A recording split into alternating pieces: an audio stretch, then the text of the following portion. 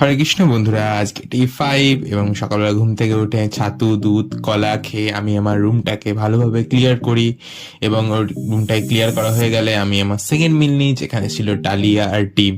ওটা খাওয়া হয়ে যাওয়ার পরে আমি স্নান ধান করে ছাদে চলে যাই এবং ছাদে গিয়ে আমি কিছুক্ষণের জন্য মেডিটেশন করি এবং জল খেয়ে নিই। মেডিটেশন কমপ্লিট করে আমি আমার দুপুরে খাবার খাই, যেখানে ছিল মাটন, রাইস, মাছ এবং স্যালাড। এবং ডাইজেশনের জন্য আমি দই খাই। দই খাওয়ার 2 ঘন্টা পর আমি জিমে চলে যাই। আগের দিন লেগ মারার পরে প্রচন্ড পায়ে ব্যথা ছিল, ভাবছিলাম জিমে যাবো না, বাট জিমে গিয়ে আজকে আমি শোল্ডারে ওয়ার্কআউট করি এবং শোল্ডারে 7খানা ব্যায়াম মারি 3 সেট করে, এবং ভালোভাবে নিজের শোল্ডারটাকে ট্রেন করি যাতে ভালোভাবে গ্রো করে।